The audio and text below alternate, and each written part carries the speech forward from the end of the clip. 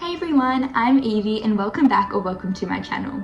In today's video, I'm going to be sharing some tips to help you all ace HSC PDHPE or Health and Movement Science. Using these tips, I was able to achieve a Band 6 in the 2024 HSC and rank first in my cohort. And trust me, if I could do it, so can you. Let's waste no time and get right into it. My first tip is to use the syllabus as your guide.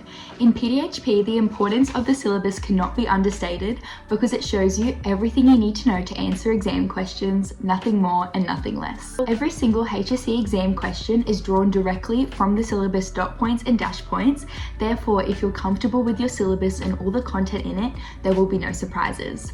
I highly suggest that as you go along with your content in class, you check off your syllabus dash points as you go to stay on track. Also, if you're currently studying the PDHP syllabus, not Health and Movement Science, you'll notice that there's a right-hand side and a left-hand side column of your syllabus.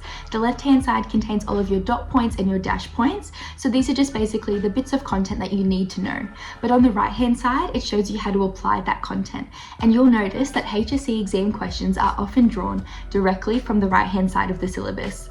Therefore, make sure to pay attention to these and practice these questions to get familiar with applying your knowledge. Additionally, in the HSC, questions can be based off just a dot point in the syllabus, and you're expected to be able to address every single dash point under that dot point to achieve full marks. For bigger areas of the syllabus, it can seem impossible to memorize all those dash points, but unfortunately, that's a bit of the reality because you just have to be able to address all of them to reach the top band.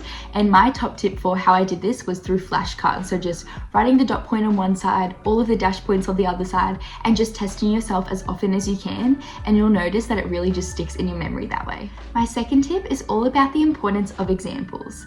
Knowing all of your syllabus content is great, but being able to link that to a relevant example is what really sets you apart from other students. For every dot point and dash point in the syllabus, such as the Ottawa Charter, rehabilitation strategies, strength training, flexibility training, every single thing, you should be able to link that to an example, because in any HSC question, you're expected to link it to an example to show your depth of knowledge. To help you consolidate this, I really recommend annotating your syllabus with every single example that comes to mind. Before the trials and before the HSC, I just printed off a blank syllabus and wouldn't look at my notes and just annotate the whole syllabus with every example I could think of.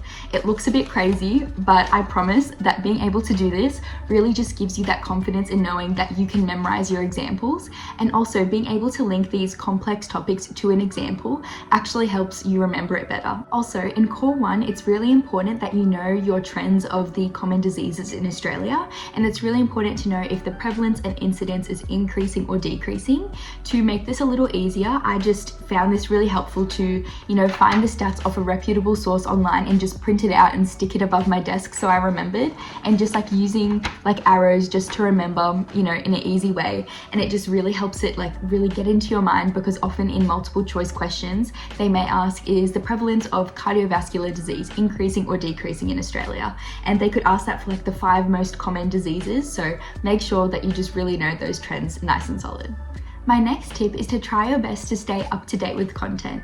I know that it can be such a challenge, especially with all the demands of Year 12 and things outside of school, but if you can try your absolute best to just make sure that every weekend you have an hour or two to just catch up on your notes for the week, it makes such a huge difference, because in Year 11, I didn't do this and I let the content pile up, and I found myself wanting to drop PDHPE because I was so overwhelmed and, didn't have a good hold on the workload. But I found that, in Year 12, I made it a habit to keep up to date with it, and I was able to really enjoy the subject, and I'm so glad I didn't end up dropping it.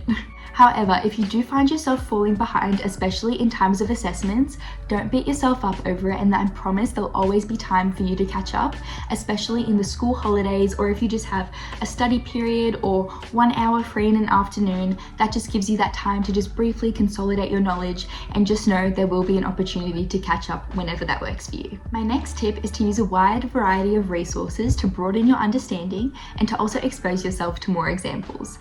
Don't just rely on what you learn learn on class because there is such a breadth and depth of knowledge out there that just really helps you get that deep understanding of the content. For me, I loved using Atomi videos. It's a subscription that my school had, but I know that you can also get an individual subscription. It's completely up to you, but they provided really great in-depth summaries for a lot of HSC subjects. I also loved the ATAR notes workbooks, the checkpoint books, and my personal favorite were also the NESA HSC workbooks, as they provide like copies of the actual HSC exams and scanned like actual handwritten responses of students that attained top marks. That way you can actually look as to what students responded in the HSC and see how the best students were able to structure their responses to really help you get a feel of how you should be applying your knowledge in an exam setting. Speaking of exam questions, my next tip is to make sure you know how to properly answer exam questions in PDHPE. Each subject in the HSC follows a different sort of structure as to how you're expected to respond, and here is a basic structure that I found that worked well for me. I followed the PEAL or SEAL structure, which stands for point or syllabus point, explain, example, and link back to the question. It's a really basic structure, but I found that sticking to those 4 key elements really helped me stay on track when answering responses. Pretend the marker doesn't know anything about PDHPE and pretend that you are the one explaining it to them for the first time. Going along with this, it's also so important that before you even write this question, you make a plan before you write. Doing a quick plan and just spending a few seconds on it can help you from going off track when you're writing your response. Firstly, underline the verb and try your best to memorize your NESA verbs so that you know what the question is specifically asking you to do. For example, if the verb is identify, all you need to do is recognize a name. But if it's an explain question, you have to relate cause and effect. If it's justify, you have to support an argument or conclusion.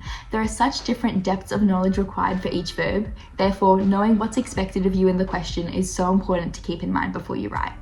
Then just writing a quick, few words at the top of the question, what examples you want to talk about, the syllabus dash points, anything that helps you just stay on track. Just make a couple quick notes on the top of the page and then get into your structure. So, how did I approach PDHPE throughout the year? In terms of my study and learning methods throughout the year, I'd go into school and learn the content for the day, and then if I had time that afternoon, I would make my summary notes just typed on my computer for the day. But most of the time it was on a weekend, as in afternoons I had things on or I was doing homework that was due the next day. So at the end of a day or a week, I would sit down and make my syllabus notes on a Google Doc, and that weekend I would also attempt a relevant practice question. Practice questions are so important, and I found that the thing that helped me the most out of anything in PDHPE was staying up to date with practice questions every single week. As I completed an area of the syllabus, I would find a relevant practice question either directly from the syllabus or from a past PE paper, or even just writing my own, and I would answer that question. I would then mark it against the marking guidelines, but also just note that these aren't often a complete sample response and they're more of just a guide for markers to use. So I found that handing them in to my teacher when I was unsure was something that really helped me, and noting down that feedback and making sure to apply it for exams is what really helps you just clear up any weak areas before you get to exam time. Because it's one thing to know your syllabus and to memorize all your dash points and to know all your examples, but if you can't actually apply it into a question, it's not going to do you any good in the exam. So I found that sitting down and handwriting all of these responses, it was very time consuming, but it provided me with so much more confidence on exam day, because I knew that any question I would get, I had already done and already marked and knew, where I lost marks, or you already know that you can do a question from this area of the syllabus and get full marks. Like, you have that confidence, and that confidence is just what really, removed the nerves on exam day. And it also increases your writing speed because you don't have to think as much, because you've done that question before, and you can just think, okay, like last week on Wednesday afternoon, I did this question. What did I write about? Okay, these were the examples, and you just kind of ultimately rewrite that question. But of course, like directing it and molding it directly to that question that you get asked. So I found that that was definitely a really helpful exam strategy. But even if you don't do an exam question for every single aspect of the syllabus, even if you just do 1 or 2 per topic and just, really feel confident in those exam questions, that is going to provide you with such a greater benefit than doing no practice questions at all, because ultimately practice questions are what simulate what you're going to do in the exam. So they are the best way to study for PDHPE. And finally, just with a little bit of encouragement to wrap up, I just want to say that you've got this. I know there can be a lot of content in this subject, but once you see how relevant PDHPE is to real life, it can be so enjoyable and so rewarding. And I promise you that the marks will just be a byproduct of your passion and your dedication to the subject. Remember that you are so much more than your marks, and at the end of the day, you being healthy and happy is what matters most. I'm just here to share some tips because I wish that I could have received more tips myself, and I want to be that person that can help you guys out. So please let me know if you have any other questions in the comments or if you have any video suggestions. And I just wanted to thank you so much for watching. Please feel free to like and subscribe for more content like this, and I hope to see you all in the next one. Thank you so much for watching. Bye!